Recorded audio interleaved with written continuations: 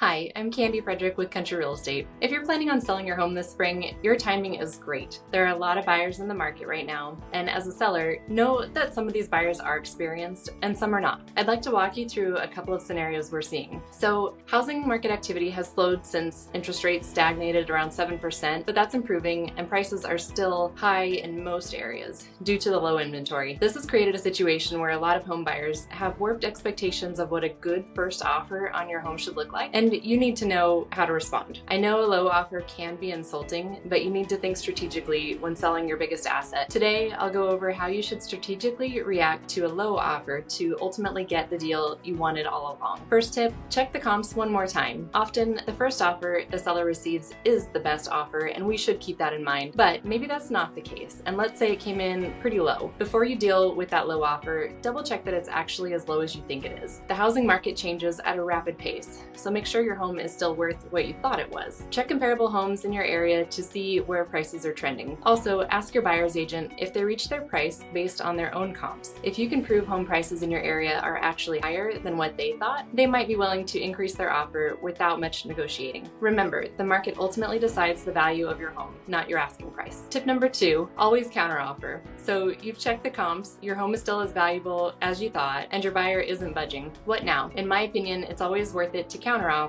unless you suspect the buyer isn't acting in good faith. If the buyer rejects your counteroffer immediately and insists on their lowball price, you can safely walk away knowing they were probably just fishing around for a deal from unprepared sellers. As a seller, your agent is there to guide you on this. Tip number 3, compromise on other terms. One of the reasons your buyer may have offered a lowball price up front is because they don't have enough money to offer the full asking price. While many sellers see this as a deal breaker, I would recommend at least hearing your buyer out. Chances are they'll be willing to give you great terms on other negotiating items to make up for their low price. For example, if you need a longer close, a shorter inspection period, or other contingencies waived, you might be willing to budge on price. However, if price is the main sticking point, I recommend offering something like covering the buyer's closing costs or buying down their interest rate to free up cash. Sometimes, a discounted rent back for a seller can save a lot of additional moving costs. That makes up the difference in price that a buyer couldn't offer up front out of pocket. My point is, there's always a solution. So, as a seller, dealing with an occasional low offer isn't fun, but it's necessary to review these together and consider all options if you want to get the best deal possible for your home. If you have any questions about our spring market, reviewing and writing offers, or something else, please call or email me.